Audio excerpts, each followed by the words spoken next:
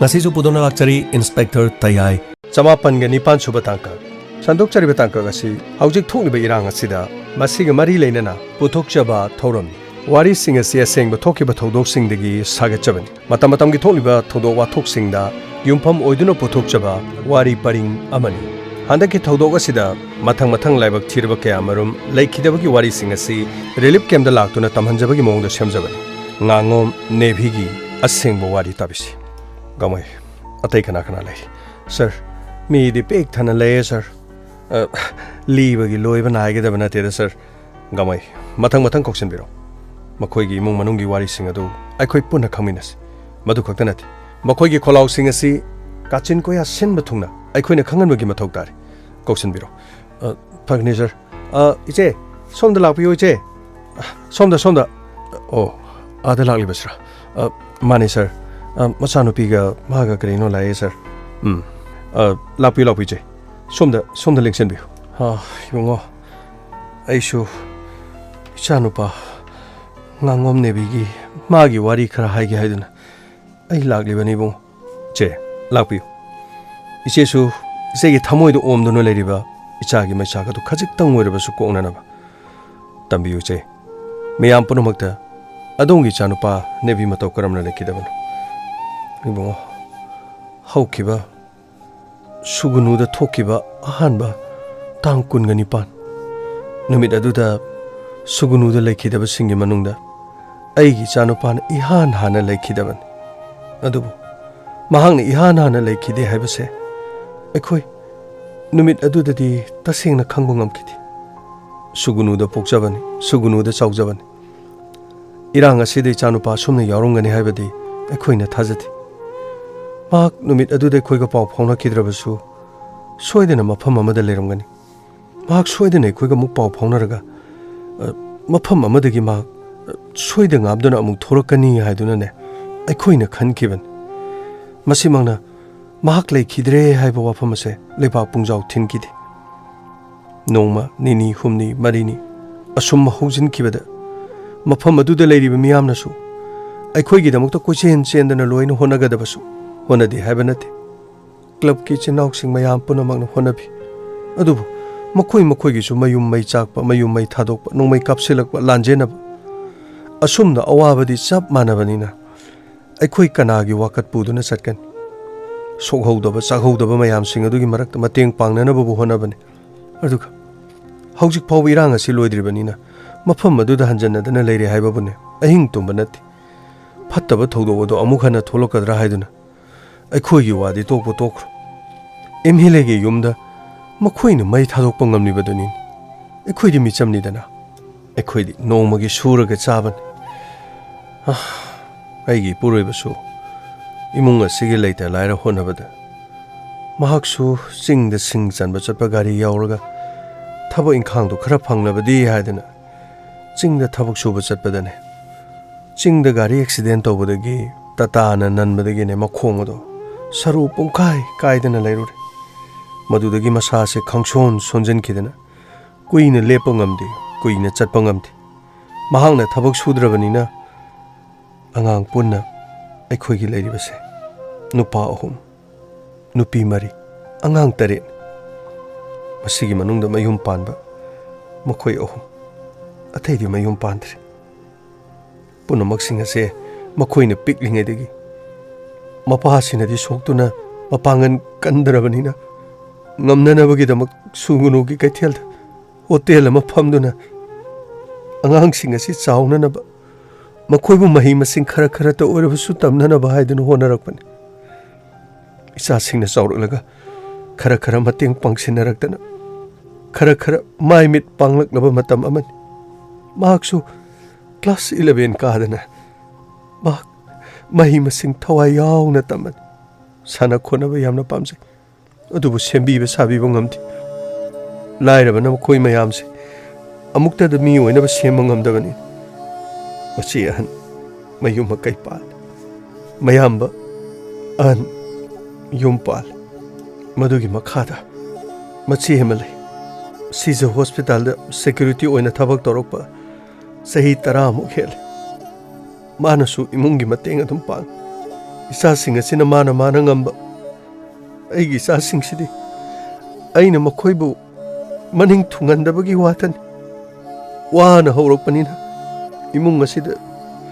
ꯃꯈꯣꯏꯅ ꯑꯉꯥꯡ ꯑꯣꯏꯔꯤꯉꯩ ꯃꯇꯝꯗꯒꯤ ꯃꯕꯨꯛ ꯊꯟꯅꯕ ꯄꯤꯖꯕ ꯉꯝꯗꯗꯅ ꯈꯥꯔꯥꯏ ꯈꯪꯗꯦ ꯑꯩꯅ ꯆꯦꯟꯗꯨꯅ ꯍꯣꯠꯅꯔꯛꯈꯤꯕ ꯑꯩꯅ ꯑꯉꯥꯡꯁꯤꯡ ꯑꯁꯤ ꯍꯣꯠꯅꯕ ꯉꯝꯗꯕꯗꯒꯤ ꯈꯣꯡꯖꯣꯝꯗ ꯑꯩꯒꯤ ꯏꯄꯥꯝꯅꯤ ꯏꯃꯥꯒꯤ ꯃꯅꯥꯛꯇ ꯈꯣꯡꯖꯣꯝꯗ ꯏꯄꯥꯝꯗ ꯑꯉꯥꯡꯁꯤꯡ ꯑꯁꯤ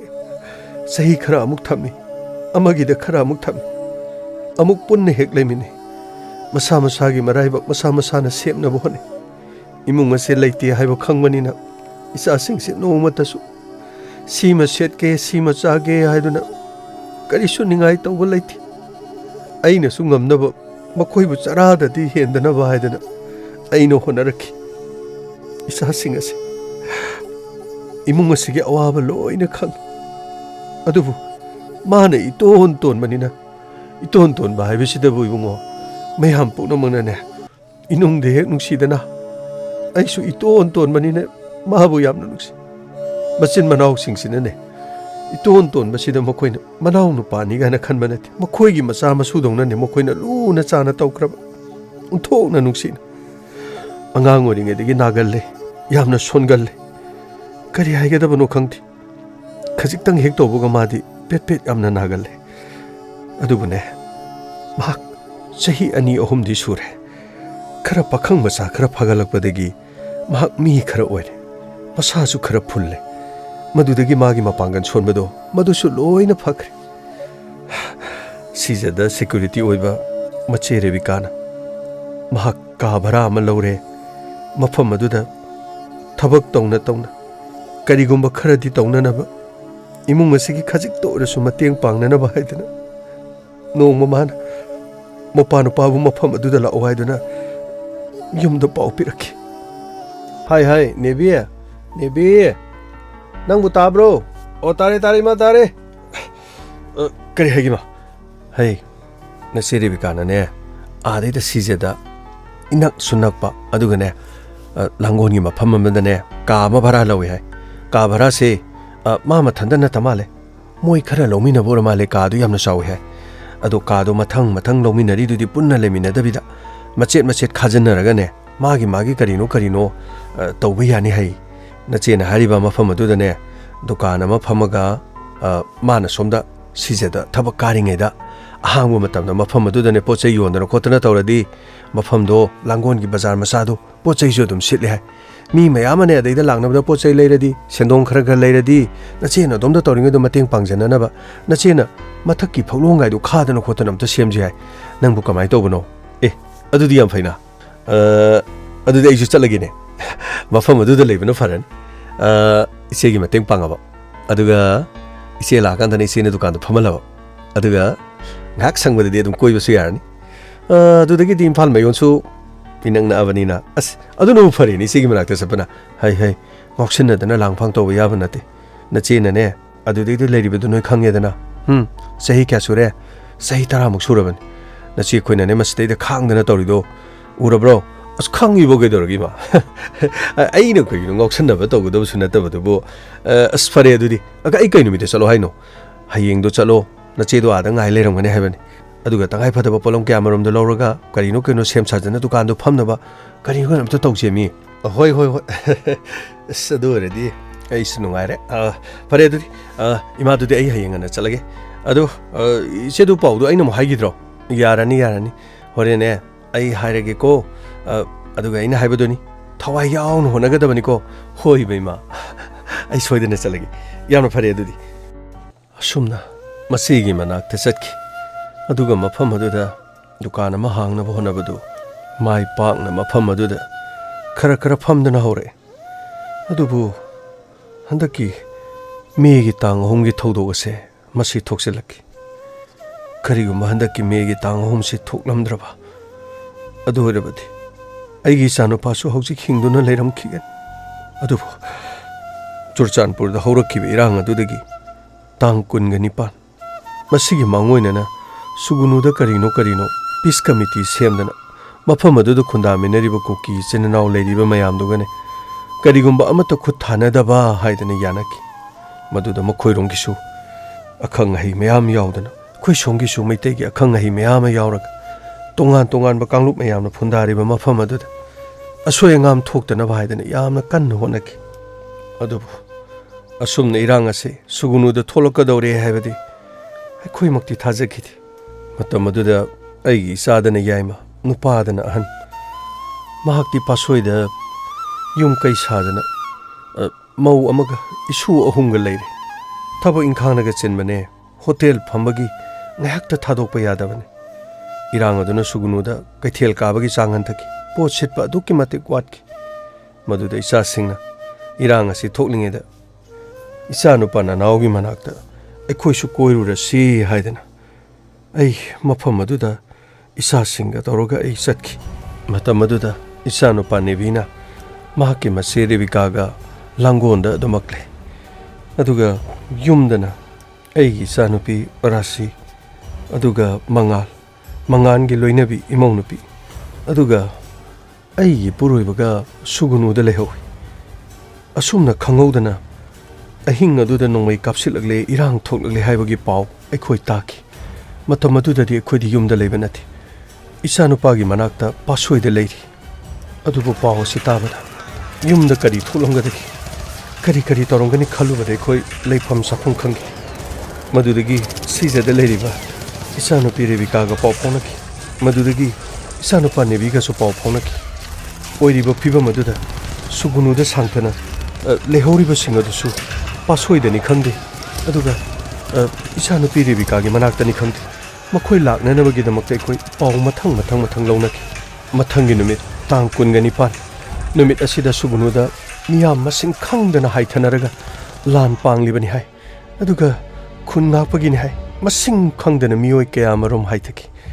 ꯃꯗꯨꯒꯤ ꯃꯔꯛ ꯑꯗꯨꯗ ꯑꯩꯒꯤ ꯏꯆꯥꯅꯨꯄꯥ ꯅꯦꯕꯤꯁꯨ ꯃꯐꯝ ꯑꯗꯨꯗ ꯆꯠꯅꯅꯕꯒꯤꯗꯃꯛ ꯃꯍꯥꯛ ꯇꯧꯔꯛꯈꯤ ꯍꯥꯏ ꯅꯦꯕꯤ ꯑꯩꯅꯅꯦ ꯑꯥꯗ ꯂꯩꯔꯤꯕ ꯅꯆꯦ ꯈꯣꯏ ꯑꯗꯨꯒꯅꯦ ꯅꯌꯥꯝꯕ ꯍꯣꯏ ꯃꯣꯏ ꯂꯣꯏꯅ ꯍꯥꯏꯈ꯭ꯔꯕꯅꯤ ꯃꯣꯏꯅꯦ ꯑꯊꯨꯕ ꯃꯇꯝꯗ ꯂꯥꯛꯅꯕ ꯍꯣꯠꯅꯔꯤ ꯃꯌꯥꯝ ꯄꯨꯝꯅꯃꯛꯇꯨ ꯏꯔꯥꯡꯗꯨꯅꯅꯦ ꯁꯣꯝꯗ ꯐꯠ ꯂꯥꯛꯄꯗꯨ ꯌꯥꯗ꯭ꯔꯦ ꯃꯤꯁꯨ ꯆꯤꯜꯂꯦ ꯑꯗꯨꯒꯤ ꯃꯊꯛꯇꯅꯦ ꯒꯥꯔꯤꯁꯨ ꯑꯃꯠꯇ ꯅꯤꯡꯊꯤ ꯅꯨꯡꯉꯥꯏꯅ ꯐꯪꯅꯗ꯭ꯔꯦ ꯑꯗꯨꯒꯤ ꯃꯊꯛꯇꯁꯨ ꯁꯦꯀ꯭ꯌꯨꯔꯤꯇꯤ ꯃꯌꯥꯝꯅ ꯉꯥꯛ ꯁꯦꯟꯗꯅ ꯂꯩꯔꯤ ꯁꯨꯒꯨꯅꯨꯒꯤ ꯃꯤ ꯂꯩꯍꯧꯔꯤꯕ ꯃꯤꯁꯤꯡ ꯑꯗꯣ ꯆꯠꯊꯣꯛ ꯈꯣꯠꯇꯣꯛꯄꯗꯅꯦ ꯍꯧꯖꯤꯛ ꯑꯃꯠꯇ ꯌꯥꯗꯗꯅ ꯂꯩꯔꯦꯅ ꯍꯥꯏ ꯑꯁ ꯏꯃꯥꯗꯨꯗꯤ ꯀꯃꯥꯏꯅ ꯇꯧꯅꯤ ꯑꯗꯩꯗ ꯏꯇꯩꯃ ꯈꯣꯏ ꯑꯗꯨꯒ ꯑꯩꯈꯣꯏ ꯗꯗꯥ ꯈꯣꯏ ꯄꯥꯕꯨꯡ ꯈꯣꯏꯁꯨ ꯂꯩꯍꯧꯔꯤ ꯑꯗꯨꯒ ꯏꯆꯦ ꯈꯣꯏꯁꯨ ꯂꯩꯍꯧꯔꯤ ꯅꯠꯇꯦ ꯀꯃꯥꯏꯅ ꯇꯧꯗꯣꯏꯅꯣꯕ ꯑꯁ ꯑꯩ ꯆꯠꯂꯨꯗꯕ ꯌꯥꯔꯣꯏꯗ ꯏꯃꯥ ꯈꯣꯏ ꯁꯤꯗ ꯑꯗꯨꯝ ꯂꯩꯔꯝꯃꯣ ꯑꯩꯅꯦ ꯁꯣꯝꯗ ꯏꯆꯦ ꯈꯣꯏ ꯑꯗꯨꯒ ꯗꯗꯥ ꯈꯣꯏꯗꯣ ꯃꯣꯏ ꯄꯥꯕꯨꯡ ꯈꯣꯏꯒ ꯇꯧꯔꯒ ꯑꯩ ꯐꯖꯅ ꯂꯧꯔꯛꯅꯕꯗꯣ ꯑꯩ ꯇꯧꯔꯒꯦꯕ ꯑꯩ ꯆꯠꯅꯅꯕ ꯑꯝꯇ ꯇꯧꯒꯦ ꯍꯥꯏ ꯀꯔꯤꯅꯣꯅꯦ ꯅꯪꯅ ꯍꯥꯏꯗꯨꯕꯣ ꯅꯪ ꯀꯔꯤꯗ ꯆꯠꯇꯣꯏꯅꯣ ꯃꯤ ꯒꯥꯔꯤ ꯂꯩꯕꯁꯨ ꯅꯠꯇꯦ ꯀꯔꯤꯒ ꯆꯠꯇꯣꯏꯅꯣꯕ ꯑꯁ ꯑꯩꯅꯦ ꯍꯩꯔꯣꯛꯇꯒꯤ ꯑꯩꯈꯣꯏ ꯀꯣꯂꯝꯕꯤꯌꯥꯒ ꯄꯥꯎ ꯐꯥꯎꯅꯔꯦ ꯃꯣꯏꯒꯤ ꯒꯥꯔꯤꯗꯨ ꯂꯩ ꯑꯗꯨꯒ ꯃꯣꯏ ꯒꯥꯔꯤꯗꯨ ꯇꯣꯡꯉꯒ ꯆꯠꯀꯗꯣꯏꯅꯤ ꯀꯩꯅꯣꯅꯦ ꯍꯥꯏꯁꯤꯕꯣ ꯀꯣꯂꯝꯕꯤꯌꯥ ꯍꯥꯏꯗꯤ ꯀꯔꯤꯒꯤ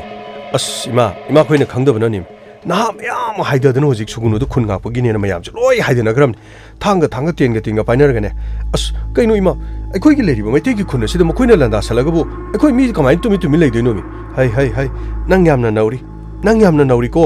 ꯅꯌꯥꯝꯕ ꯈꯣꯏꯅꯅꯦ ꯂꯣꯏꯅꯅꯦ ꯑꯥꯗꯅꯦ ꯁꯪꯗꯅ ꯂꯩꯔꯤꯕꯅꯤ ꯅꯪꯅ ꯍꯦꯛꯇ ꯑꯗꯨꯗ ꯑꯋꯥꯄꯥ ꯁꯥꯒꯅꯨ ꯅꯌꯥꯝꯕꯁꯨ ꯑꯥꯗ ꯂꯩꯔꯤꯕ ꯅꯠꯇ꯭ꯔꯣ ꯍꯣꯏ ꯏꯃꯥ ꯀꯩꯗꯧꯔꯒꯦ ꯑꯥꯗꯩꯗ ꯄꯥꯕꯨꯡ ꯂꯩꯍꯧꯔꯤ ꯏꯇꯩꯃ ꯂꯩꯍꯧꯔꯤ ꯑꯩꯈꯣꯏ ꯏꯌꯥꯝꯕ ꯂꯩꯍꯧꯔꯤ ꯅꯠꯇꯦ ꯏꯆꯦꯁꯨ ꯂꯩꯍꯧꯔꯤꯕ ꯃꯣꯏꯁꯤꯡꯗꯨ ꯀꯃꯥꯏ ꯇꯧꯗꯣꯏꯅꯣ ꯃꯤ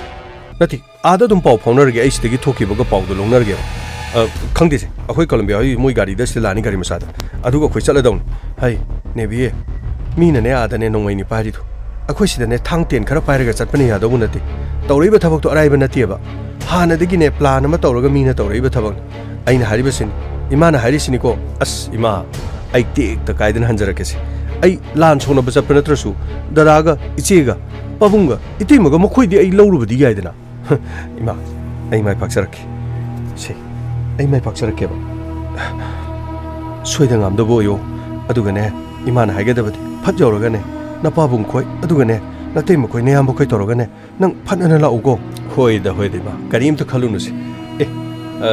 ꯊꯣꯡꯒꯥꯟꯗꯅꯦ ꯑꯩꯈꯣꯏ ꯄꯥꯔꯇꯤꯗꯣ ꯂꯥꯛꯈ꯭ꯔꯦ ꯑꯩꯈꯣꯏ ꯆꯠꯅꯅꯕ ꯇꯧꯔꯒꯦ ꯏꯃꯥ ꯅꯪꯅꯦ ꯅꯄꯥꯕꯨꯡ ꯈꯣꯏꯗꯨ ꯄꯨꯔꯒꯅꯦ ꯁꯠ ꯂꯥꯛꯅꯕ ꯇꯧꯀꯣ ꯅꯪ ꯃꯇꯝ ꯃꯥꯡꯍꯟꯒꯅꯨꯀꯣ ꯍꯣꯏꯗ ꯏꯃꯥ ꯑꯩ ꯆꯠꯂꯨꯈꯤꯒꯦ ꯑꯩ ꯊꯣꯛꯈꯤꯒꯦ ꯏꯃꯥ ꯀꯔꯤꯅꯣꯅꯦ ꯇꯧꯔꯤꯁꯤꯕꯣ ꯀꯗꯣꯝꯗꯒꯤ ꯍꯧꯔꯛꯄ ꯂꯥꯟꯅꯣꯅꯦ ꯑꯁ ꯀꯔꯤꯅꯣ ꯂꯩꯐꯝ ꯆꯥꯐꯝ ꯈꯪꯗ꯭ꯔꯦꯗ ꯇꯧꯔꯤꯁꯦ ꯑꯩꯈꯣꯏꯗꯤ ꯁꯤꯗꯩꯗ ꯂꯩꯔꯦ ꯅꯄꯥꯕꯨꯡ ꯈꯣꯏꯅ ꯀꯝꯗꯧꯔꯝꯒꯅꯤ ꯑꯗꯨꯒ ꯏꯆꯥꯅꯨꯄꯥꯒ ꯏꯆꯥꯅꯨꯄꯤꯒꯤ ꯃꯧꯒꯁꯨ ꯑꯥꯗ ꯂꯩꯍꯧꯔꯤ ꯀꯔꯤꯅꯣꯅꯦ ꯇꯧꯗꯣꯔꯤꯁꯤꯕꯣ ꯅꯣꯏ ꯄꯣꯠ ꯆꯩꯗꯤ ꯂꯣꯏ ꯌꯥꯎꯔꯕꯣ पोचे वो कहीं यारे तो सी थांग में यार से नंगी ने सी गेप चलो से थांग सी कतरो अतई दी करीम खालू ने लान चल बनी ना खुलाई रे याव याव दो आदे ले रिबा कापनर बिसिंग दो मकोई ने कापुंग अमद्र मकोई खुलाई दो लोर कापलो रे कहीं चन बतोक्स लो चसी लो अइना सेने अखोई सुगनु द लेबि इमानब सिंग आई फोन तौक्रब मखोई सु लोइना लेरमो हाइदना अखोई लेरिबा जगह अखोई मफम अदु मक्ता दुबु मखोइना नोंगै कापसन मंगमबा असुगना नुंसी चानन लेमिनरगा मखोइना अदु क्यामना मी नुंसी खंगदबा चसी लो चसी स्टार्ट करो गाड़ी स्टार्ट करो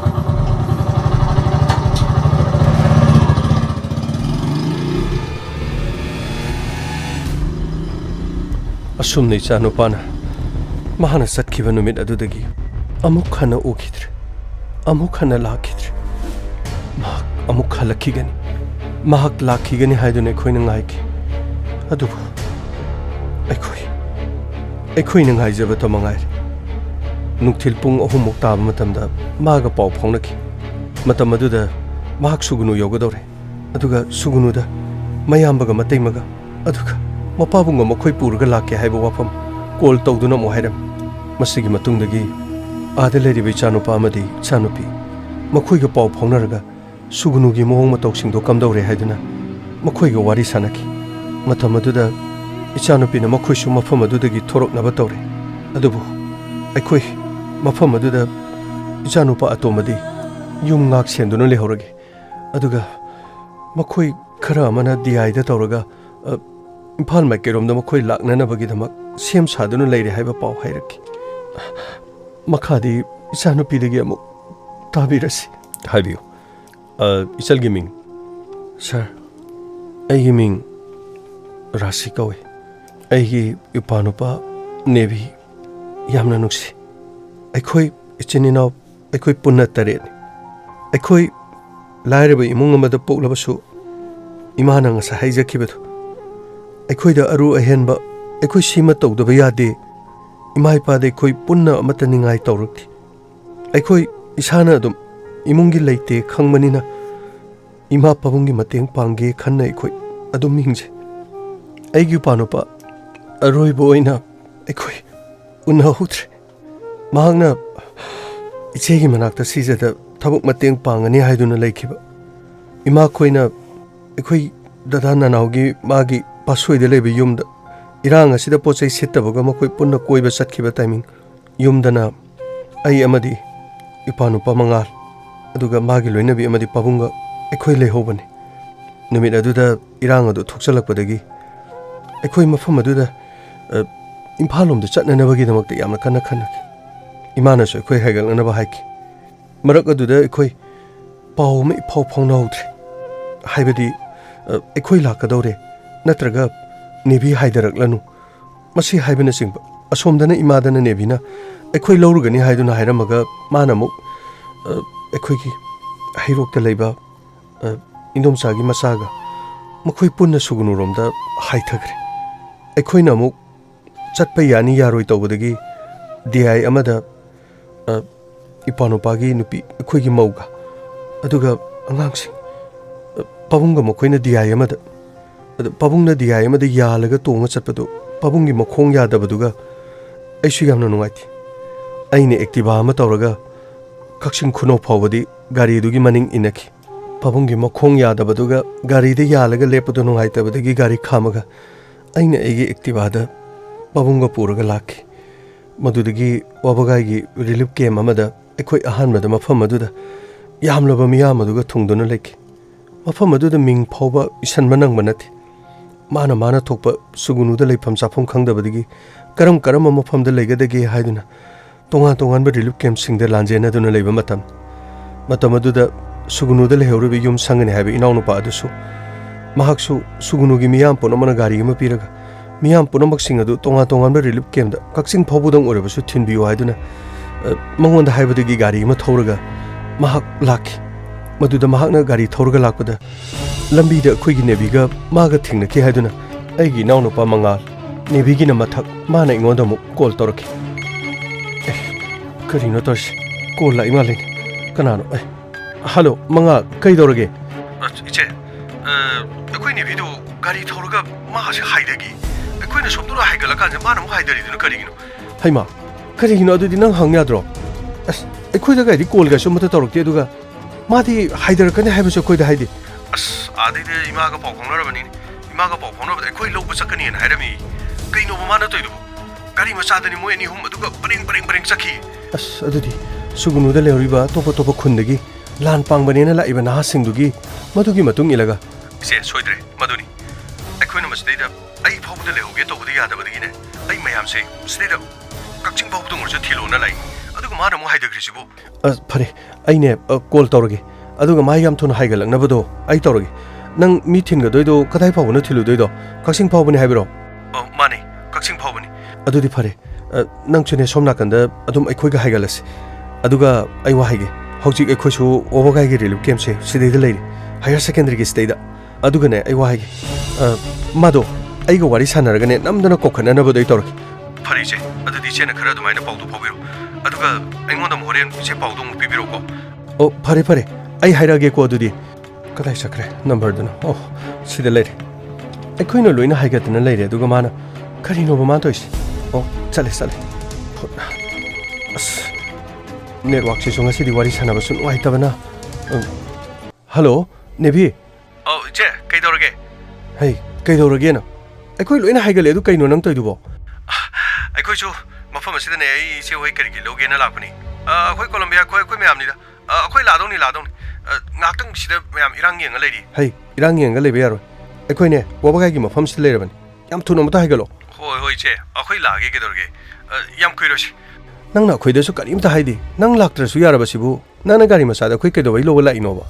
ꯅꯠꯇꯦ ꯑꯩꯈꯣꯏꯗ ꯍꯥꯟꯅ ꯀꯣꯜ ꯇꯧꯔꯛꯑꯣ ꯌꯥꯗ꯭ꯔꯣ ꯑꯁ ꯏꯆꯦ ꯉꯁꯥꯏꯗꯩ ꯀꯣꯜ ꯇꯧꯕꯅꯤ ꯀꯣꯜꯗꯣ ꯑꯃꯠꯇ ꯆꯠꯇꯕ ꯅꯦꯠꯋꯥꯛꯇꯣ ꯁꯨꯡꯌꯥ ꯌꯥꯗꯦꯕ ꯃꯤ ꯃꯌꯥꯝ ꯍꯥꯏꯗꯅꯩ ꯁꯨꯗ꯭ꯔꯣ ꯑꯩꯈꯣꯏ ꯃꯩꯇꯩꯁꯤꯡꯗ ꯂꯥꯟꯗꯥꯔꯛꯑꯒꯕꯨ ꯅꯠꯇꯦ ꯑꯩꯈꯣꯏꯅ ꯂꯥꯟ ꯆꯦꯟꯕꯒꯤ ꯃꯊꯧ ꯇꯥꯔꯤꯕ꯭ꯔꯣ ꯍꯩ ꯀꯩꯅꯣ ꯅꯪꯅ ꯍꯥꯏꯗꯨꯕꯨ ꯀꯩꯅꯣꯕ ꯃꯗꯣ ꯅꯪꯒꯤ ꯅꯄꯥ ꯅꯠꯇꯦ ꯈꯨꯠꯇ ꯈꯨꯠꯂꯥꯏ ꯌꯥꯎꯗꯅ ꯂꯥꯟ ꯄꯥꯕ ꯌꯥꯕ ꯅꯠꯇꯦ ꯑꯁ ꯈꯪꯉꯤꯕ ꯏꯆꯦ ꯀꯩꯗꯧꯔꯒꯦ ꯌꯥꯅꯤ ꯀꯩꯗꯧꯔꯒꯦ ꯂꯥꯛꯑꯅꯤ ꯁꯤ ꯏꯆꯦ ꯍꯣꯏ ꯆꯠꯂꯝꯃꯣ ꯑꯩ ꯑꯗꯨꯝ ꯌꯧꯁꯜꯂꯛꯑꯒꯦꯕ ꯑꯩ ꯒꯥꯔꯤ ꯃꯆꯥ ꯌꯥꯎꯔꯤꯁꯤꯗꯤ ꯑꯩ ꯑꯥꯗ ꯑꯗꯨꯝ ꯄꯥꯁꯣꯏꯗꯅꯤ ꯈꯪꯗꯦ ꯏꯆꯦ ꯃꯅꯥꯛꯇꯅꯤ ꯈꯪꯗꯦ ꯑꯩ ꯊꯣꯛꯄ ꯑꯗꯨꯝ ꯂꯥꯛꯑꯒꯦ ꯌꯥꯔꯦꯕ ꯍꯩ ꯌꯥꯝ ꯀꯨꯏꯅꯅꯦ ꯃꯐꯝ ꯑꯁꯤꯗ ꯂꯩꯕ ꯌꯥꯔꯣꯏ ꯃꯐꯝ ꯑꯁꯤꯗꯁꯨꯅꯦ ꯃꯤꯁꯦ ꯂꯣꯏꯅ ꯍꯦꯜꯂꯕꯅꯤ ꯑꯗꯨꯅ ꯑꯩꯈꯣꯏ ꯑꯥꯗ ꯍꯥꯏꯒꯠꯂꯒꯅꯦ ꯄꯥꯁꯣꯏꯗꯔ ꯑꯗꯨꯒ ꯑꯩꯈꯣꯏ ꯏꯆꯦ ꯔꯦꯕꯤꯀꯥꯒꯤ ꯃꯅꯥꯛꯇ ꯀꯩꯅꯣ ꯂꯩꯅꯅꯕ ꯑꯩꯈꯣꯏ ꯈꯟꯅꯗꯣꯔꯤꯕꯅꯤ ꯑꯃꯨꯛꯇ ꯌꯥꯝ ꯊꯨꯅ ꯂꯥꯛꯑꯣ ꯍꯣꯏ ꯏꯆꯦ ꯏꯆꯦꯈꯣꯏꯅꯦ ꯂꯣꯏ ꯆꯠꯂꯝꯃꯣꯁꯦ ꯂꯣꯏꯅꯃꯛ ꯀꯩꯝꯇ ꯋꯥꯔꯨꯔꯅꯨꯁꯦ ꯑꯩꯈꯣꯏ ꯃꯤ ꯑꯝꯇ ꯂꯩꯍꯧꯗ꯭ꯔꯕ ꯅꯠꯇ꯭ꯔꯣ ꯌꯥꯔꯦ ꯑꯩ ꯁꯣꯏꯗꯅ ꯂꯥꯛꯑꯒꯦ ꯏꯆꯦ ꯍꯣꯏ ꯆꯠꯂꯝꯃꯣꯕ ꯀꯣ ꯍꯩ ꯉꯥꯏꯍꯥꯛ ꯂꯩꯔꯒ ꯀꯣꯜ ꯇꯧꯔꯛꯀꯅꯤ ꯀꯣꯜ ꯇꯧꯔꯛꯄꯗ ꯄꯥꯏꯔꯛꯀꯗꯕꯅꯤꯀꯣ ꯍꯣꯏꯗ ꯌꯥꯔꯦꯗꯤ ꯏꯆꯦ ꯆꯠꯂꯝꯃꯣꯕ ꯑꯩ ꯂꯥꯛꯑꯒꯦꯁꯦ ꯑꯩ ꯏꯊꯟꯗꯁꯨ ꯅꯠꯇꯦ ꯀꯩꯅꯣ ꯁꯤꯗ ꯂꯣꯏꯅ ꯑꯩꯈꯣꯏ ꯏꯃꯥꯟꯅꯕꯁꯤꯡ ꯂꯣꯏ ꯌꯥꯎꯔꯤꯕ ꯃꯌꯥꯝ ꯄꯨꯝꯅꯃꯛꯇꯤꯅꯦ ꯂꯣꯏꯅ ꯍꯩꯔꯣꯛꯂꯣꯝꯗꯒꯤ ꯑꯗꯨꯒ ꯃꯐꯝ ꯀꯌꯥꯗꯒꯤꯅꯤ ꯌꯦꯡꯅꯕ ꯂꯝꯕꯥ ꯐꯥꯒꯅꯤ ꯍꯥꯏꯗꯅꯅꯦ ꯈꯨꯟꯗ ꯂꯥꯟ ꯄꯥꯡꯕ ꯆꯠꯅꯈ꯭ꯔꯤꯕ ꯍꯦ ꯈꯨꯠꯇ ꯈꯨꯠꯂꯥꯏ ꯌꯥꯎꯗꯅ ꯌꯥꯔꯣꯏꯀꯣ ꯁꯦ ꯑꯩꯈꯣꯏꯁꯨ ꯊꯥꯡ ꯑꯃ ꯌꯥꯎꯔꯤꯁꯦ ꯌꯥꯅꯤꯁꯦ ꯀꯔꯤꯅꯣ ꯍꯥꯏꯗꯨꯕꯣ ꯊꯥꯡꯅꯕꯨ ꯂꯥꯟ ꯇꯧꯕ ꯌꯥꯕ꯭ꯔꯣ ꯆꯦ ꯀꯩꯗꯧꯔꯒꯦ ꯊꯥꯡ ꯃꯆꯥ ꯑꯃ ꯌꯥꯎꯔꯤ ꯍꯥꯏꯕꯅꯤꯗ ꯌꯥꯔꯦ ꯐꯥꯒꯤ ꯇꯧꯕꯅꯤ ꯏꯆꯦ ꯌꯥꯔꯦꯕ ꯏꯆꯦ ꯑꯩꯈꯣꯏ ꯆꯠꯂꯝꯃꯣꯁꯦ ꯑꯩꯈꯣꯏ ꯂꯥꯛꯑꯒꯦꯕ ꯍꯩ ꯌꯥꯝ ꯊꯨꯅ ꯂꯥꯛꯀꯗꯕꯅꯤꯀꯣ ꯍꯣꯏ ꯏꯆꯦ ꯑꯁꯨꯝꯅ ꯃꯥꯒ ꯄꯥꯎ ꯐꯥꯎꯅꯈꯤ ꯃꯗꯨꯒꯤ ꯃꯇꯨꯡꯗ ꯉꯥꯏꯍꯥꯛ ꯂꯩꯔꯕ ꯃꯇꯨꯡꯗ ꯄꯨꯛꯅꯤꯡ ꯑꯁꯤ ꯂꯩꯇꯥꯗꯕꯗꯒꯤ ꯃꯉꯣꯟꯗ ꯀꯣꯜ ꯇꯧꯈꯤ ꯅꯣꯀ꯭ꯔꯦꯝ ꯍꯥꯎꯀ꯭ꯔꯦꯝꯅꯗꯨꯅ ꯃꯍꯥꯛ ꯅꯣꯡꯃꯩꯅ ꯄꯥꯜꯂꯦ ꯃꯍꯥꯛ ꯁꯣꯛꯇꯨꯅ ꯂꯩꯔꯦ ꯍꯥꯏꯗꯨꯅ ꯐꯣꯟꯗ ꯃꯥꯅ ꯑꯃꯨꯛ ꯁꯥꯟꯅꯁꯜꯂꯒ ꯑꯩꯉꯣꯟꯗ ꯑꯃꯨꯛ ꯀꯤꯍꯜꯂꯛꯏꯕꯅꯤ ꯃꯥꯅ ꯃꯗꯨꯒꯤ ꯃꯇꯨꯡꯗꯒꯤ ꯑꯗꯨꯃꯥꯏꯅ ꯇꯧꯕ ꯐꯠꯇꯦ ꯑꯗꯨꯝꯅ ꯅꯇꯥ ꯇꯧꯒꯅꯨ ꯍꯥꯏꯗꯨꯅ ꯃꯉꯣꯟꯗ ꯉꯥꯡꯈꯤ ꯌꯥꯝ ꯊꯨꯅ ꯂꯥꯛꯅꯅꯕꯒꯤꯗꯃꯛ ꯍꯥꯏꯈꯤ ꯃꯗꯨꯗꯒꯤ ꯃꯌꯥ ꯍꯤꯒꯠꯂꯒ ꯐꯣꯟ ꯑꯗꯨ ꯊꯝꯈꯤ ꯌꯥꯝꯅ ꯀꯨꯏꯅ ꯃꯐꯝ ꯑꯗꯨꯗ ꯂꯩꯕ ꯌꯥꯗꯕꯅ ꯄꯥꯕꯨꯡ ꯈꯣꯏ ꯄꯨꯔꯒ ꯑꯩꯈꯣꯏ ꯑꯃꯨꯛ ꯃꯐꯝ ꯑꯗꯨꯗꯒꯤ ꯍꯥꯏꯒꯠꯄ ꯇꯥꯈꯤ ꯑꯁꯨꯝꯅ ꯂꯝꯕꯤꯗ ꯒꯥꯔꯤ ꯊꯧꯗꯨꯅ ꯂꯩꯔꯤꯉꯩꯗ ꯃꯥꯒ ꯇꯤꯟꯅꯕ ꯃꯔꯨꯞ ꯃꯄꯥꯡ ꯑꯗꯨꯒ ꯃꯍꯥꯛ ꯅꯣꯡꯃꯩꯅ ꯄꯥꯜꯂꯦ ꯍꯥꯏꯗꯨꯅ ꯃꯍꯥꯛꯅ ꯃꯍꯥꯛꯀꯤ ꯃꯃꯥꯟꯅꯕ ꯑꯃꯗ ꯀꯣꯜ ꯇꯧꯔꯛꯑꯝꯃꯤ ꯍꯥꯏꯗꯨꯅ ꯍꯥꯏꯅꯔꯛꯈꯤ ꯑꯗꯨꯕꯨ ꯑꯩꯗꯤ ꯃꯇꯝ ꯑꯗꯨꯗ ꯒꯥꯔꯤ ꯊꯧꯗꯨꯅ ꯂꯩꯕꯅꯤꯅ ꯑꯩꯉꯣꯟꯗꯁꯨ ꯃꯥꯅ ꯀꯣꯜ ꯇꯧꯔꯝꯕ꯭ꯔꯥ ꯈꯪꯗ꯭ꯔꯦ ꯅꯨꯃꯤꯠ ꯑꯗꯨ ꯅꯦꯠꯋꯥꯛ ꯑꯗꯨꯛꯀꯤ ꯃꯇꯤꯛ ꯅꯨꯡꯉꯥꯏꯈꯤꯗꯦ ꯊꯣꯛꯂꯤꯕ ꯏꯔꯥꯡ ꯑꯗꯨꯅ ꯃꯣꯕꯥꯏꯜ ꯖꯥꯃꯔ ꯄꯥꯟꯈꯤꯕ꯭ꯔꯥ ꯑꯃꯒ ꯄꯥꯎ ꯐꯥꯎꯅꯗꯅꯕ ꯇꯧꯈꯤꯕ꯭ꯔꯥ ꯅꯠꯇ꯭ꯔꯒ ꯊꯥꯡꯒꯩꯁꯦꯡꯅ ꯃꯩ ꯂꯥꯛꯇꯕꯗꯒꯤ ꯇꯋꯥꯔꯁꯤꯡꯗ ꯈꯨꯗꯣꯡꯆꯥꯗꯕ ꯊꯣꯛꯈꯤꯕ꯭ꯔꯥ ꯅꯨꯃꯤꯠ ꯑꯗꯣ ꯃꯌꯥꯝꯅ ꯅꯤꯝꯕꯨ ꯃꯊꯪ ꯉꯥꯡꯅꯔꯛꯈꯤ ꯅꯈꯣꯏꯒꯤ ꯅꯦꯕꯤ ꯅꯣꯡꯃꯩꯅ ꯄꯥꯜꯂꯦ ꯍꯥꯏꯗꯨꯅ ꯁꯨꯒꯨꯅꯨꯗ ꯇꯁꯦꯡꯅ ꯀꯔꯤꯒꯨꯝꯕ ꯏꯔꯥꯡ ꯑꯗꯨꯗ ꯇꯥꯡ 29ꯗ ꯅꯣꯡꯃꯩꯅ ꯄꯥꯟꯈꯤꯕ ꯏꯍꯥꯟ ꯍꯥꯟꯅ ꯁꯣꯛꯈꯤꯕ ꯍꯥꯏꯔꯒꯗꯤ ꯃꯐꯝ ꯑꯗꯨꯗ ꯁꯣꯛꯂꯤꯕ ꯑꯩꯒꯤ ꯏꯄꯥꯅꯨꯄꯥ ꯅꯦꯕꯤꯅ ꯁꯣꯏꯗꯅ ꯑꯣꯏꯒꯅꯤ ꯑꯗꯨꯕꯨ ꯃꯍꯥꯛꯀꯤ ꯐꯣꯟ ꯑꯗꯨꯗ ꯀꯣꯜ ꯇꯧꯈꯤ ꯐꯣꯟꯗꯨ ꯔꯤꯡꯗꯤ ꯑꯗꯨꯃꯛ ꯆꯠꯈꯤ phone ꯁꯨꯡꯄꯥꯏ ꯄꯥꯏꯔꯛꯈꯤꯗꯦ maya higa laga iche aina no maina pale aingonda phagi tawrakhibedo adumna tawrakadabini aina phone paidabasi na khui pakhatpra aina pairoina paidabani nakhoina aingonda pakauda kobudagi aina phone paidabani haiduna asumna hairakadaba adum manduna lekhi adu phone ado numidang athengbu phawbu phone tawki phone di chale adu mafam adu thokna kiba khut thokna bana mai kai kaya da no mai kap kiba du da mioi kaya sirabano kaya lemai da ta aduna leiribano haibada amata khangna ki misam di laira dana police phawbu mafam adu sangchilu haibada yakhi maramdi makhoi gi bullet proof gari lekhi mafam adu da leiba assam rifles ki leiriba sing asok apan sing yauri mafam adu da sangchin duna miyamu kanba natraga nakan animak ki oiba lana du khamtokna na bagi da makhoi gi maikai digi karigum abata to ngam ki adum yengduna leiba tak mioi kaya marumna mafam adu da khoisaungna badigi maitai ga makhoi gi peace committee semduna khuyak pinaduna leiraba phawda aduk yamna nungsi haitana makhoi gi maikai digi tawrakhiba mong matawda khoisaungna raba miyam sing makhoi gi khul kya changduna makhoi gi khul sing mai thana na honarki sugunu da su makhoi na no mai khapsin ba amadi yung mai thabada sugunu gi mafong kya da su amang ata pik thana thoktuna mai khu wa ka duna leina amaromda aikhoi di aseng ma mata khangi thi mahaki phone adu ahing chupa phamduna khoina call tawki phone adu adum ring chatki adu nongalamdai pung manga khare helakpa adwai phone adu amuktang paikhalam aduga kariguma maron mari amata ngangdaba phone adu paikhalaba matungda phone adu kakthatki madudagi ngasi phawba phone adu amukhana chatki adu phone adu khara leragadi mahaki whatsapp dp ado handak net yaringagi manung aduda whatsapp ki dp do mahaki photo yaubani dp adu di sintokre adu mahaki khungul ngasi phawbada haukiba tang kungani pandagi ngasi phawbada tha mari manga pharaba phawbada mahaki khungul karimata liba ngamti aikhoi di mi su kanamata leisati adu aikhoi gi thodok ase sugunu da thokpani yamna tamlaba lojing loyada sangga panga su karimata leiti aikhoi inau nu pagi mahaki phangadaba senpham natraga mahaki kanagadaba sing adugi dama aikhoi karigum amata na chungba leiti aikhoi di laira duna dum lakpani imano hotel phamlaga aikhoi mayam changduna hotel da mateng khar pangba ichini housing sin mana ngamba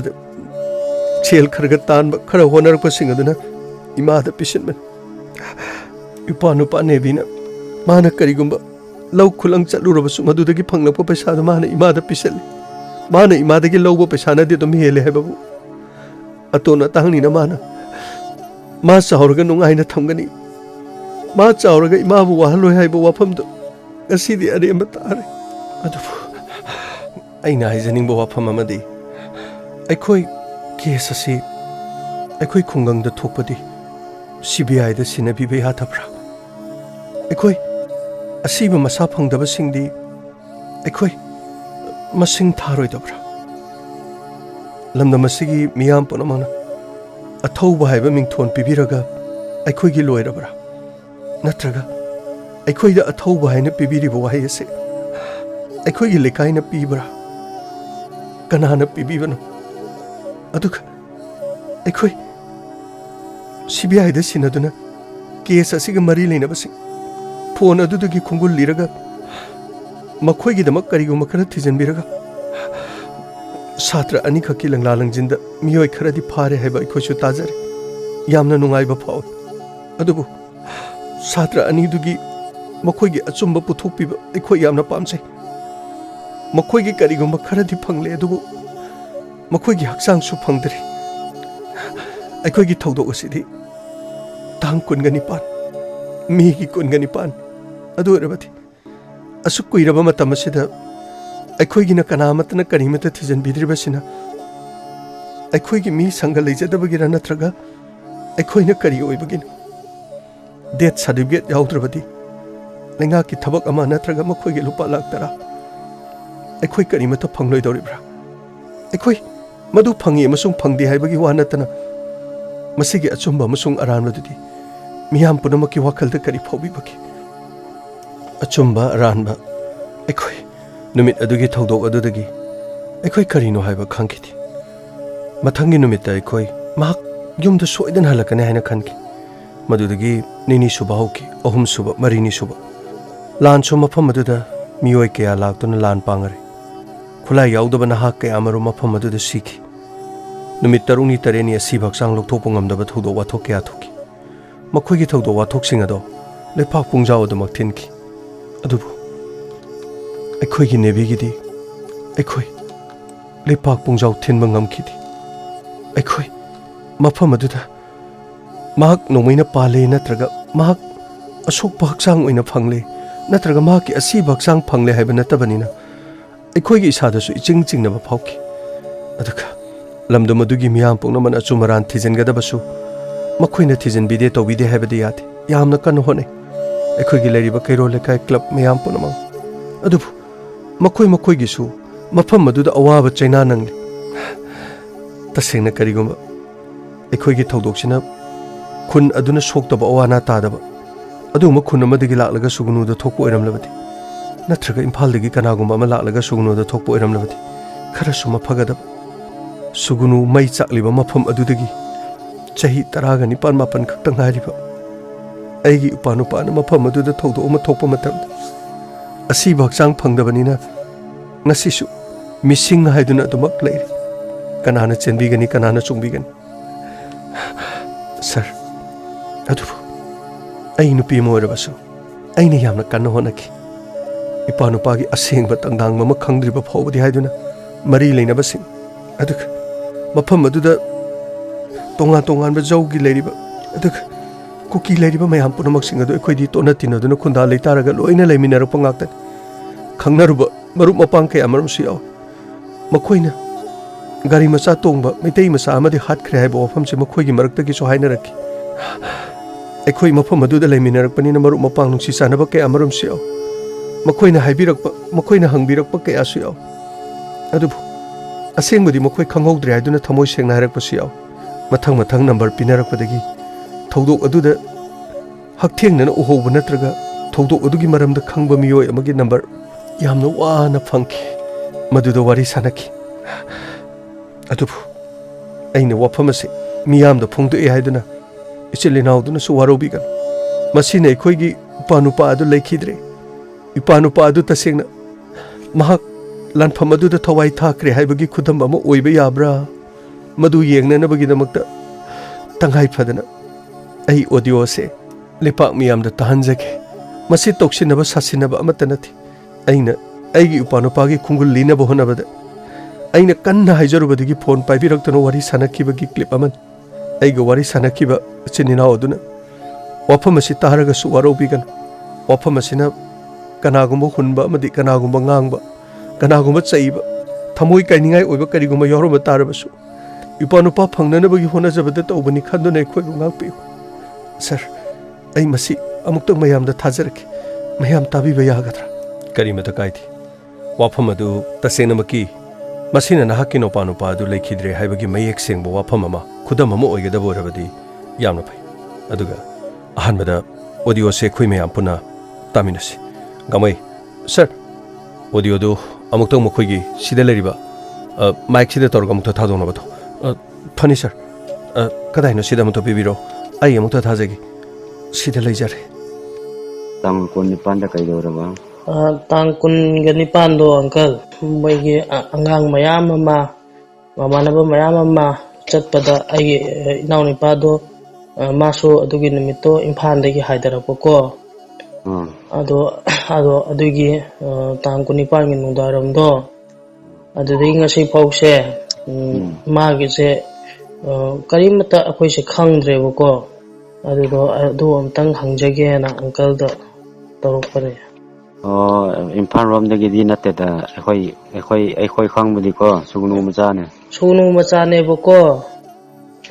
ꯁꯨꯒꯨꯅꯨ ꯃꯆꯥꯅꯦꯕ ꯅꯍꯥꯟ ꯃꯈꯩꯗꯤ ꯁꯨꯒꯨꯅꯨꯗ ꯂꯩꯇꯦꯕꯀꯣ ꯇꯥꯡ 19ꯗꯣ ꯑꯗꯨꯗ ꯑꯩꯈꯣꯏꯗꯣ ꯌꯨꯝꯗ ꯂꯩꯍꯧꯕꯗꯣ ꯑꯗꯨꯗꯨꯒꯤ ꯃꯥꯅꯅꯦ ꯂꯧꯕ ꯂꯥꯛꯄꯗꯣ ꯑꯩꯈꯣꯏꯒ ꯃꯥꯒ ꯂꯝꯕꯤꯗꯣ ꯊꯩꯅꯔꯕ ꯑꯗꯨꯒ ꯃꯥꯗꯣ ꯁꯨꯒꯨꯅꯨꯒꯤ ꯑꯁꯤꯗ ꯃꯤ ꯃꯌꯥꯝ ꯑꯃ ꯂꯝꯒꯤ ꯂꯥꯛꯄ ꯃꯌꯥꯝꯗꯣ ꯑꯗꯨꯒꯤ ꯃꯇꯨꯡ ꯏꯜꯂꯒꯅꯦ ꯆꯪꯕꯗ ꯌꯥꯎꯈꯤꯕꯅꯦꯕꯀꯣ ꯑꯗꯨꯗꯤ ꯑꯗꯨꯀꯥꯟꯗ ꯃꯥꯗꯣ ꯀꯔꯤꯗ ꯂꯥꯛꯄ꯭ꯔꯥ mana changiba jaga se uncle karawai jaga oidono di direct khangdre ko koi je mafam sugunu bazar do sugunu bazar dagi na ne serau langkhai bogi manungi jaga se sida ma do gari macha ma thousand laga changi habadi uhora ne korom du changi buno se uhoutre ba ado ma arambai gi purit manung da lepra arambai gi phure manung da adudi litte yumdagi litchibadi ko lille yumdagi mana litchibadi ko furit angauba t-shirt ama litle gari macha ama thobane buko uncle aduga arambai kai ka di yaudi aigi naw nupa ne angang ne uncle chahi kun gi maya adum oibane arambai gi purit magi arambai gi t-shirt to adu lillaga pistol su yawe thang tori ama su yawe thang amba yawe thanga pistol amaga yawe ando uncle adu do mangkrabra magi mafam tang khangning ai uncle da hangda to churpani ne adu budi hui ai haibse nungai hi de peace leba kanda ko ai khoi therapy nu tauban da pado ai khoi luna khangna bane adu mangwanda ai peace leba kanda si mafam ne bido aina chap chaba mafam ai takbi rakke mafam tam kanda uncle na de hojik takbi ngamoi to ba hojik ti ai takbi ngamoi adu uncle ma do akoina ne khangning bodo akoina ma do hingam gidra siramadra khangdadra kangawnarga leibane boko sibidi si khare hat khare angang koina ko hoi uncle adu do gari magi do gari macha yaubra uncle gari macha mudi yawe gari macha kamlaga sugunu macha ni haibidi khangbu ko sugunu macha ne uncle gari kham bukan da kham da bi ma no mai na kap ne karawai jaga oigini uncle adu gi do ma gi do ke sabi mana wai de ne karawai da ke sabi rom de ne ke sabi se karawai lai no aidi khangdi ne nang sugunu macha ni ari ke sugunu macha di khangi adu khur sukom maming khangi najire maming khangi adu jaga adu karai phangdi kom khanglaga ke sabi khangdre di nang sugunu macha na tene sugunu macha ne uncle aido sugunu mandop lekai gi ne pukhi achauba leibudo uncle sugunu bazar bus parking lomda aduda Michael gi hotel jo khangamgani da uncle loina khangibra ai sugunu sida toina leidene leitabra aidi adu adomda akoigi hotel hangaga leiba imung nebuko aduni uncle rise hoijen handigi ma se mafam khangdana ma do machetla matang orojo phangjaradi isogi oiba mathau mangam tawjage ana khallaga ko thibiu na sum haiba phangdi amta phangdaba adugi masa tang phangjaradi ana khanbagi request tawjarpani ne uncle na amtangdi takpiradi phagani da khoi gi su si ba yaw ni ne ko hoye siang ne ra ti ko khoi su nungai de ang nabam se no ni na bis lai bukan dang anu se takbirak ke se si na pavna tra uncle na habudu su hoy chumbadi chumme phajai adu khoi masien khanna roi gi do hanna roi gi do ni kai to ga si smai thok pra adu ga su noi adu ne mata sing do arambai da yaw ba yam mene sugunu macha se hoi khangre uncle wangpo pi mi so dum thing nei khang na bang atani ne nupi anga macha su yaw re masigi maram do sukhang khangdabana dum leibuduni ne tuminna koiti mayamna chenba kanda chele akoido loina andugi numito chatpane buko haigat pane ba ado akoi haigat pado mana akoido lawba lapibane buko mana ha makhaidi sugunu da laitaba imphal da leibane buko ado numito da lawba lakpa ado mi mayam su sangjan lakpa lakna badu da ko ma jo ado maina mayam digi matung illaga ne gari macha ma thobane ba uncle ꯒꯥꯔꯤꯗꯨꯁꯨ ꯈꯔ ꯅꯧꯔꯤꯌꯦ ꯑꯧ ꯈꯪꯗꯦ ꯑꯩꯅ ꯍꯥꯏꯕꯗꯨꯅꯦ ꯍꯧꯖꯤꯛ ꯍꯥꯏꯒꯗꯧꯕꯁꯨ ꯇꯜꯂꯦꯕ ꯅꯣꯏꯅꯁꯨ ꯑꯩꯈꯣꯏꯒꯤꯁꯨ ꯃꯤ date body ꯄꯤꯗꯕꯁꯨ ꯂꯩꯌꯦ ꯍꯣꯏ ꯑꯪꯀꯜꯅ ꯅꯨꯡꯁꯤꯕꯤꯔꯒ ꯑꯗꯨꯝꯇꯪꯗꯤ ꯍꯥꯏꯕꯤꯌꯨꯗꯅ ꯑꯪꯀꯜ ꯑꯩꯈꯣꯏ ꯀꯔꯤꯁꯨ ꯑꯗꯨꯒꯨꯝꯕ ꯀꯩꯅꯣ ꯇꯧꯕ ꯑꯁꯨꯝꯕ ꯀꯩꯅꯣꯗ ꯅꯨꯡꯉꯥꯏꯇꯕ ꯌꯥꯎꯕ ꯃꯤꯁꯨ ꯅꯠꯇꯦ ꯄꯨꯔꯥ ꯏꯁꯥꯒꯤ ꯅꯣꯡꯃꯒꯤ ꯁꯨꯔꯒ ꯆꯥꯖꯕ ꯏꯃꯨꯡꯅꯦ ꯑꯩꯈꯣꯏ ꯁꯨꯒꯅꯨ ꯃꯁꯦꯟꯗꯤ ꯑꯗꯨ ꯑꯃꯈꯛꯇꯪ ꯉꯥꯏꯅꯦ ꯑꯗꯨꯝꯅꯦ ꯀꯅꯥ ꯁꯥꯔꯚꯤꯁꯁꯨ ꯄꯥꯏꯅꯗꯦ ꯑꯗꯨꯝ ꯋꯥꯅ ꯂꯩꯃꯤꯟꯅꯕꯅꯦ ꯑꯗꯨ ꯀꯔꯤꯁꯨ ꯉꯥꯏꯍꯥꯛ ꯍꯥꯡꯃꯤꯟꯅꯕ ꯇꯥꯔꯦ ꯄꯤꯁ ꯂꯩꯕ ꯀꯥꯟꯗꯀꯣ ꯅꯈꯣꯏꯒꯤꯗꯤ ꯏꯝꯐꯥꯜ ꯂꯣꯝ ꯈꯣꯏꯒꯤ ꯃꯤꯅ ꯂꯤꯠ ꯇꯧꯕꯅꯤꯅꯀꯣ ꯃꯈꯣꯏꯅ ꯋꯥꯈꯜ ꯐꯔꯗꯤ ꯑꯩꯈꯣꯏ ꯑꯃꯨꯛꯀ ꯆꯪꯒꯅꯤ ꯋꯥꯈꯜ ꯆꯪꯂꯛꯄ ꯀꯥꯟꯗꯀꯣ ꯑꯩꯈꯣꯏꯗꯤ ꯂꯣꯏꯌꯦ ꯍꯧꯖꯤꯛ ꯑꯩꯈꯣꯏ ꯆꯪꯕ ꯌꯥꯗꯦ ꯆꯪꯕ ꯌꯥꯗ꯭ꯔꯒ ꯑꯗꯨ ꯑꯩꯈꯣꯏꯅ ꯂꯩ ꯍꯥꯏꯔꯗꯤ ꯀꯔꯤ ꯋꯦꯂꯨ ꯂꯩꯒꯗ꯭ꯔꯥ ꯑꯩꯈꯣꯏꯒꯤꯗꯃꯛ ꯍꯣꯏ ꯅꯈꯣꯏꯅ ꯑꯩꯈꯣꯏꯒꯤꯁꯨ ꯑꯁ ꯑꯩꯈꯣꯏꯒꯤ ꯇꯧꯕꯗꯤꯀꯣ ꯎꯝ ꯅꯨꯡꯉꯥꯏꯇꯕ ꯌꯥꯝꯃꯦ ꯑꯩꯈꯣꯏꯗꯤ ꯍꯜꯂꯒ ꯐꯨꯝꯕꯤꯕꯅꯦꯕꯀꯣ ꯅꯈꯣꯏꯒꯤꯗꯤ ꯑꯁ ꯁꯥꯟꯅꯔꯒ ꯂꯩꯌꯦ ꯑꯁ ꯈꯪꯗꯦ ꯑꯗꯨꯅꯤ ꯑꯩꯈꯣꯏꯅꯁꯨ ꯍꯦꯟꯖꯟꯕ ꯊꯕꯛ ꯇꯧꯕ ꯀꯥꯟꯗ ꯍꯧꯖꯤꯛꯁꯨ ꯅꯨꯡꯉꯥꯏꯇꯕ ꯑꯗꯨꯝ ꯐꯣꯡꯗꯣꯛꯅꯔꯤꯁꯤꯅꯤ ꯅꯨꯡꯉꯥꯏꯇꯕ ꯁꯔꯨꯛ ꯑꯗꯨꯝ ꯌꯥꯕꯁꯤꯅꯦꯕꯀꯣ ꯑꯗꯨꯕꯨ ꯃꯤ ꯑꯃꯒ ꯋꯥꯈꯜ ꯃꯥꯟꯅꯗꯦ ꯑꯪꯀꯜ ꯑꯗꯨꯒ ꯁꯣꯅꯨꯒꯤ ꯃꯤꯃꯛꯅꯁꯨ ꯑꯗꯨꯍꯛꯅ ꯀꯩꯅꯣ ꯇꯧꯗꯕꯅꯤꯗ ꯑꯪꯀꯜ ꯌꯥꯔꯤꯃꯈꯩꯗꯤ ꯃꯌꯥꯝꯅ ꯈꯠꯅꯔꯕꯁꯨ ꯑꯩꯈꯣꯏꯗꯤ ꯈꯠꯅꯗꯅ ꯂꯩꯁꯦ ꯍꯥꯏꯗꯨꯅ ꯑꯗꯨꯝ ꯄꯤꯁ ꯀꯃꯤꯇꯤ ꯁꯦꯝꯗꯨꯅ ꯂꯩꯕꯗꯨꯅꯤꯅꯦ ꯑꯪꯀꯜ ꯅꯈꯣꯏꯅ ꯄꯤꯁ ꯀꯃꯤꯇꯤ ꯁꯦꯝꯂꯒ ꯑꯩꯈꯣꯏꯉꯣꯟꯗ ꯑꯋꯥꯕ ꯇꯥꯍꯜꯂꯦ ꯈꯪꯗꯦ ꯑꯪꯀꯜ ꯑꯩ ꯀꯃꯥꯟꯗꯣ ꯈꯣꯏꯅ ꯍꯥꯟꯅ ꯀꯃꯥꯟꯗꯣ ꯈꯣꯏꯅ ꯐꯖꯅ ꯀꯥꯞꯁꯤꯜꯂꯦ ꯑꯩꯈꯣꯏ ꯑꯩꯉꯣꯟꯗ ꯑꯣ ꯀꯃꯥꯟꯗꯣ ꯑꯩꯈꯣꯏꯒꯤ ꯗ꯭ꯌꯨꯇꯤ ꯄꯣꯁ ꯔꯣꯝꯗꯣ ꯑꯩꯈꯣꯏ ꯅꯣꯡꯃꯩ ꯑꯐꯕ ꯂꯩꯔꯝꯃꯗꯤ ꯃꯈꯣꯏ ꯌꯥꯝ ꯁꯤꯒꯅꯤ ꯑꯩꯈꯣꯏꯒꯤ ꯅꯍꯥꯔꯣꯟ ꯑꯩꯈꯣꯏ ꯊꯨꯡꯗꯕꯒꯤ ꯑꯩꯈꯣꯏ ꯆꯠꯊꯣꯛꯄ ꯅꯠꯇ꯭ꯔꯗꯤ ꯀꯃꯥꯟꯗꯣꯈꯩꯅ ꯍꯥꯟꯅ ꯀꯥꯞꯁꯤꯜꯂꯛꯑꯕ ꯀꯃꯥꯟꯗꯣꯒꯤ ꯀꯦꯝꯗ ꯂꯩꯕ ꯈꯣꯏꯗꯨꯗꯣ ꯎꯝ ꯀꯃꯥꯟꯗꯣ ꯃꯤ ꯑꯅꯧꯕ ꯉꯥꯛꯇ ꯑꯔꯝꯕꯥꯏꯒ ꯅꯍꯥꯔꯣꯟ ꯈꯣꯏ ꯈꯛꯇ ꯎꯌꯦꯅꯦ ꯃꯁꯛꯁꯤꯡ ꯐꯖꯅ ꯎꯌꯦꯅꯦ ꯑꯪꯀꯜ ꯉꯁꯥꯏꯒꯤ ꯑꯪꯀꯜ ꯍꯣꯏꯅ ꯀꯩꯅꯣ ꯇꯧꯕ ꯑꯉꯥꯡꯗꯣ ꯎꯝ ꯃꯥꯒꯤ ꯃꯁꯛ ꯁꯑꯣꯡꯗꯣ ꯀꯃꯥꯏꯅ ꯇꯧꯕ꯭ꯔꯥ ꯃꯁꯥ ꯈꯔ ꯄꯥꯕ꯭ꯔꯥ ꯅꯦꯠ ꯀꯌꯥ ꯄꯥꯗꯦꯗ ꯌꯥꯝꯅ ꯅꯦꯠ ꯂꯩꯕ ꯀꯥꯟꯗ ꯊꯥꯕꯤꯔꯛꯀꯦ ꯑꯣ ꯑꯪꯀꯜ ꯑꯗꯨꯒꯤ ꯑꯉꯥꯡꯗꯨꯒꯤ ꯑꯩ ꯐꯦꯃꯤꯂꯤꯅꯦꯕꯀꯣ ꯎꯝ ꯑꯪꯀꯜꯅꯁꯨ ꯑꯩꯒꯤ ꯅꯝꯕꯔꯁꯦ ꯁꯦꯚ ꯇꯧꯕꯤꯌꯣꯕꯀꯣ ꯎꯝ ꯑꯗꯨ ꯑꯪꯀꯜꯅ ꯈꯪꯗꯦ ꯑꯩꯈꯣꯏꯗ ꯈꯤꯇꯪ ꯃꯤꯅꯨꯡꯁꯤ ꯌꯦꯡꯕꯤꯔꯒ ꯏꯃꯨꯡ ꯃꯅꯨꯡꯒꯤ ꯑꯋꯥꯕ ꯈꯤꯇꯪ ꯀꯣꯛꯅꯉꯥꯏꯒꯤꯗꯃꯛꯇꯀꯣ ꯎꯝ ꯑꯗꯨ ꯑꯝꯇꯪ ꯅꯣꯏ ꯀꯩꯅꯣ ꯅꯣꯏꯒꯤ ꯇꯧꯕꯤꯒꯦꯔꯥ ꯅꯣꯏꯒꯤ ꯑꯉꯥꯡ ꯈꯛꯇ ꯅꯠꯇꯦ ꯃꯤ ꯑꯍꯨꯝꯅꯤ ꯑꯣ ꯅꯨꯡꯉꯥꯏꯇꯕ ꯈꯟꯒꯅꯨ ꯑꯩꯅ ꯍꯥꯏꯕꯗ ꯄꯤꯁ ꯂꯩꯕ ꯀꯥꯟꯗ ꯑꯗꯨꯝ ꯈꯪꯒꯅꯤ ꯀꯔꯤꯁꯨ ꯋꯥꯔꯨꯅꯨ ꯃꯥꯒꯤ ꯀꯩꯅꯣ ꯇꯧꯐꯝꯗꯣ ꯍꯌꯦꯡ ꯀꯨꯏꯁꯟꯈ꯭ꯔꯗꯤ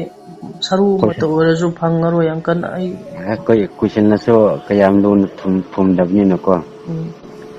ꯑꯗꯨꯒꯤ ꯖꯒꯥꯗꯨꯇꯪ ꯇꯥꯛꯄꯤꯔꯗꯤ ꯑꯗꯨ ꯍꯣꯠꯇꯣꯛꯑꯒ ꯃꯥꯒꯤ ꯀꯩꯅꯣꯗꯨꯇꯪ ꯑꯣꯏꯔꯁꯨ ꯂꯧꯔꯒ ꯃꯊꯧ ꯃꯉꯝ ꯇꯧꯖꯒꯦ ꯇꯧꯕꯅꯤ ꯀꯦꯁꯥꯕꯤꯔꯣꯝꯗꯅꯤ ꯍꯥꯏꯔꯒ ꯅꯪꯅꯁꯨ ꯑꯗꯨ ꯄꯥꯎꯗꯨꯁꯨ ꯇꯥꯏꯌꯦꯗꯤ ꯐꯤꯁꯥꯕꯤ ꯍꯥꯏꯕꯗꯣ ꯑꯗꯨꯒꯤ ꯖꯒꯥꯗꯣ ꯑꯩꯅ ꯈꯪꯗꯕꯅꯤ ꯑꯗꯨꯒ ꯅꯪ ꯊꯪꯅꯕꯗ ꯀꯔꯤ ꯑꯣꯏꯒꯅꯤ ꯀꯦꯁꯥꯕꯤ ꯍꯥꯏꯔꯗꯤ ꯅꯪ ꯈꯪꯗ꯭ꯔꯗꯤ ꯅꯪꯅ ꯋꯥꯏꯒꯤ ꯃꯤꯗꯣ ꯍꯪꯉꯣꯅ ꯀꯩꯅꯣꯗ ꯗꯗꯥ ꯀꯩꯅꯣꯗ ꯗꯣꯛꯇꯔ ꯑꯩꯈꯣꯏꯒꯤ ꯗꯗꯥ ꯏꯕꯣꯝꯆꯥꯗ ꯍꯪꯉꯒ ꯈꯪꯒꯗ꯭ꯔꯥ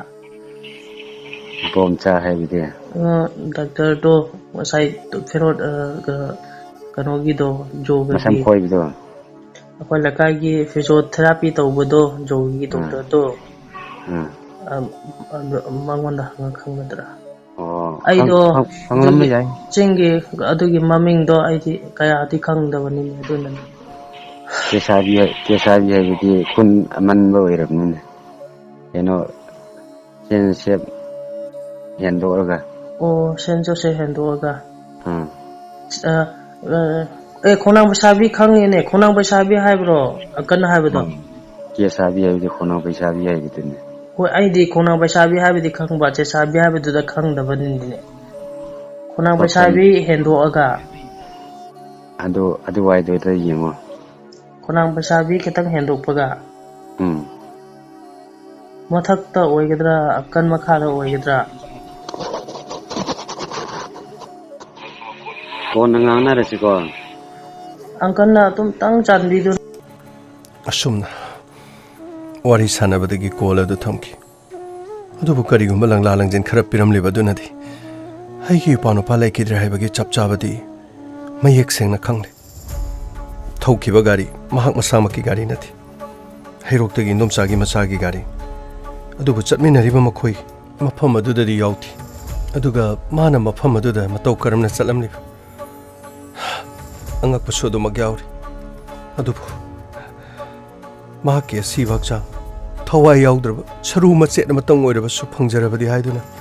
ngasi phawba madugi thawjal adu khoina ngai sana jakiba wafam asida yauriba miyoi asina thamoi sengna hairiba wafam khara sidadi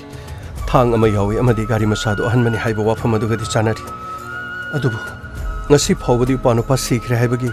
khudam natraga changdam karigom amata leitri wari oina sana khibagi audio matek asina tana ikhoide karigom khudam amata leitri char ikhoi upanupa gi dam sel natraga thabak madu pamagi wa ikhoi leitri अदुबु लेबाकी दमक थवाई कटख्रब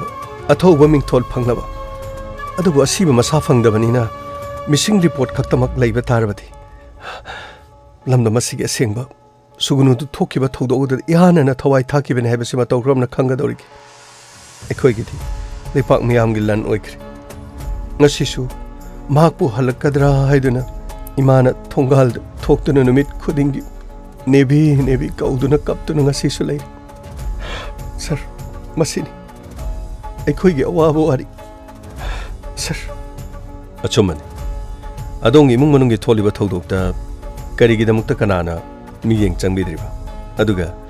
asiguma thodok sing asi mafam kya da su tholi. Makhoi sing asi gi di miyeng changbigadra natraga changbiroidra. Natragana makhoi gi damak Manipur gi miyamna kari khongthang lepirakadori kari kholaw longminagadori. Asiguma sing asi khangatuna करम इमुंग मनुंग खुदोंग थीबा थोहुबगी अदुगा कना सिंगदा ngasi NIA natraga CBI ni yengchinur केसिंग लोखनम याब लेबगे मरी लेनब सिंग मी यeng changbirabadi kaya da nungai kedaba sana na leinung da changlaba matam da phajaba hengale hainabagumna manipur da kanglup ani gi irang thoktuna tha manga makhai rom le pak asi haininga leitana kha kharai khangdana warba matam sida maribak miyam gi damak thamoi sena thabak tawungamba lengak loi kana haiba do hauzik lepak miyam na mayek sena khangba nongma no gengam la kador adu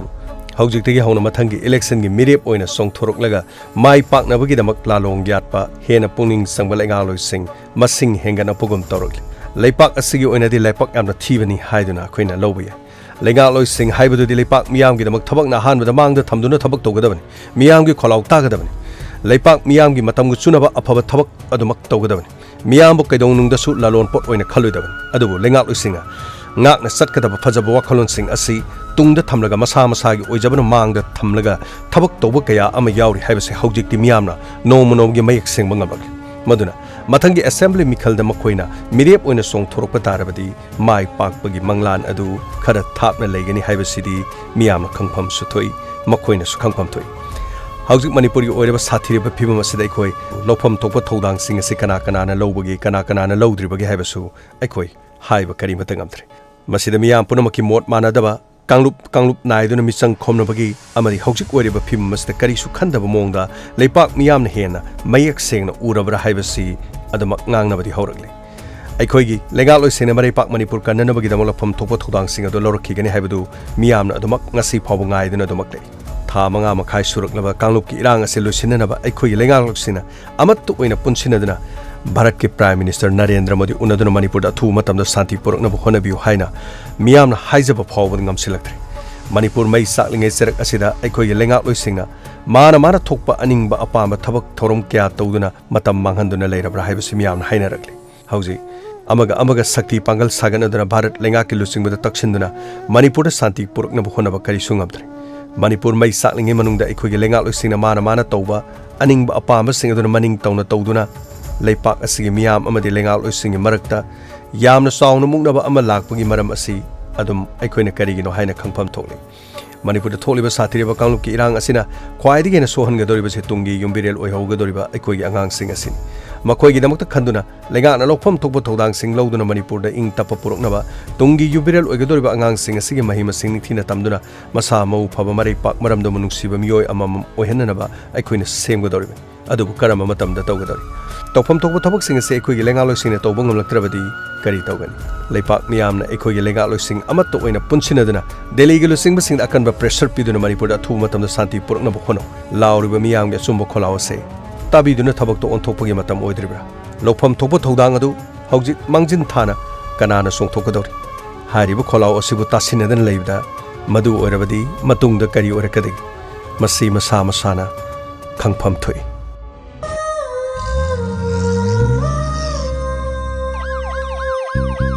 Lakle lakle Inspector Tayai Tayai Tayai Lakle lakle Lakle lakle Inspector Tayai Tayai Tayai Uthanaba Kanbinaba. Thank you, sir. Welcome. Uthanaba. Kanbinaba. Inspector. Tayai, tayai, tayai. Lakle, lakle.